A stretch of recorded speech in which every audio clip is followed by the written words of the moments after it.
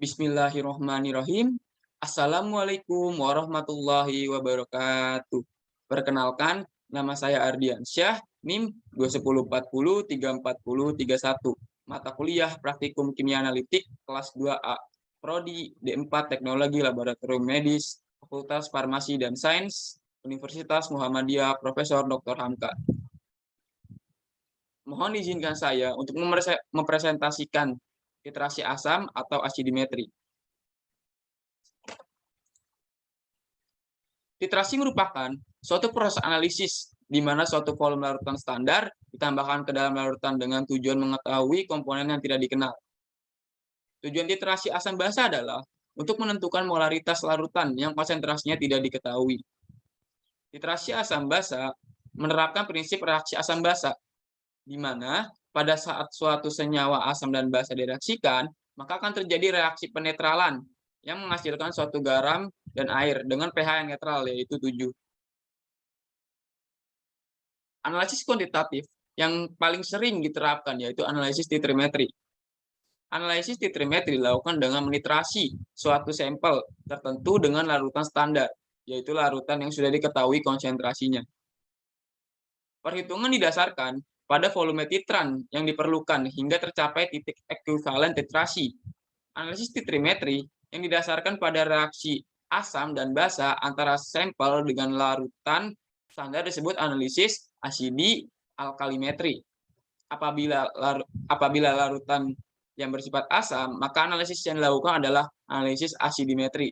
Sebaliknya, jika digunakan suatu basa sebagai larutan standar, analisis tersebut disebut sebagai analisis alkalimetri.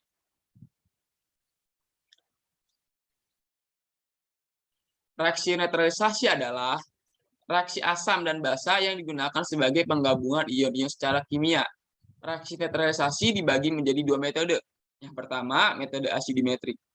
Asidimetri berasal dari kata acid, yang berarti asam. Dapat didefinisikan bahwa metode asidimetri adalah metode analisis volumetri yang tergolong ke dalam metode netralisasi, di mana larutan penitar yang digunakan bersifat asam dan analat yang ditetapkan kadarnya bersifat basa.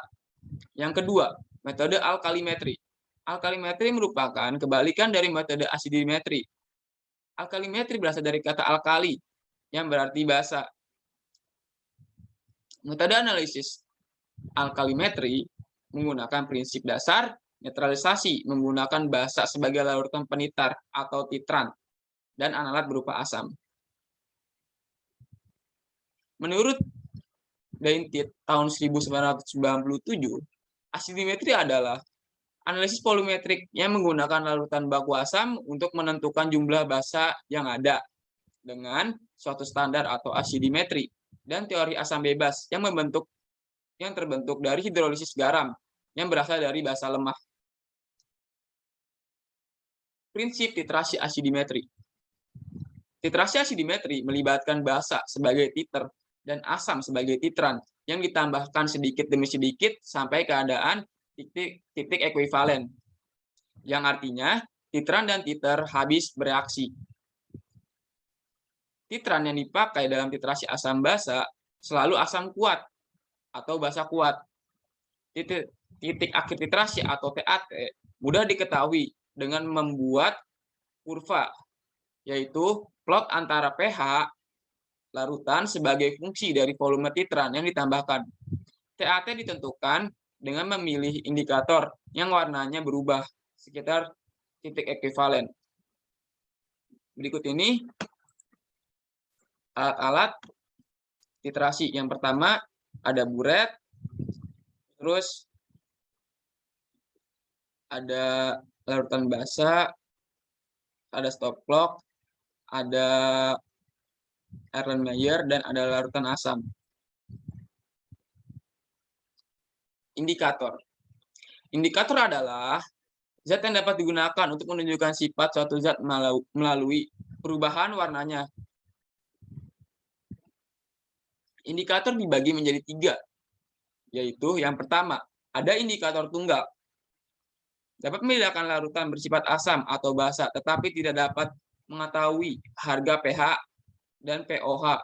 Yang termasuk indikator tunggal adalah lakus biru, akmus merah, fenolflatein, metil jingga, metil merah, dan bromotol biru. Yang kedua ada indikator universal.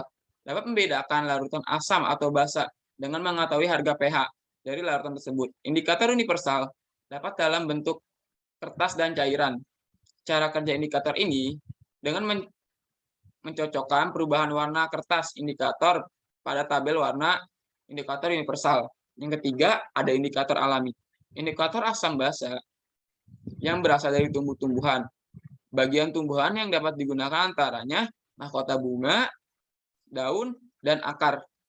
Dibuat dalam bentuk larutan dengan cara mengekstraknya ditetesi larutan asam dan basa. Prosedur reaksi asidimetri. Yang pertama, zat penitrasi atau titran yang merupakan larutan baku dimasukkan ke dalam buret. Yang kedua, zat yang dititrasi atau titrat ditempatkan pada wadah atau gelas kimia atau Erlenmeyer yang ditempatkan tepat di bawah buret yang berisi titran. Yang ketiga, tambahkan 1 mili indikator yang sesuai pada titrat, misalnya indikator fenolflatein. Yang keempat, atur titran yang keluar dari buret atau titran dikeluarkan sedikit demi sedikit sampai larutan dalam gelas kimia menunjukkan perubahan warna dan diperoleh titik akhir titrasi.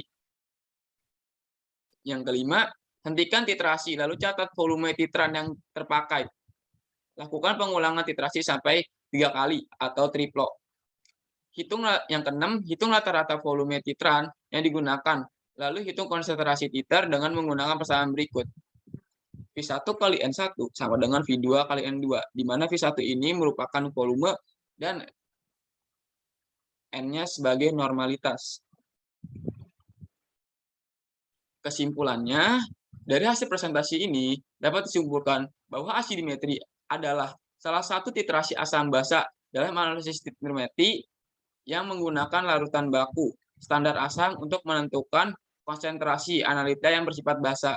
Dalam prosedur titrasinya, asidimetri memerlukan indikator yang berfungsi sebagai penanda tercapainya titik akhir titrasi. Berikut ini daftar pustakanya.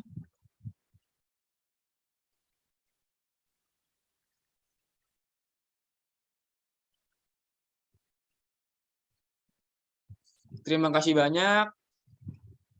Saya ucapkan kepada seluruh teman-teman dan ibu dosen yang terhormat yang sudah menyimak hasil presentasi dari saya.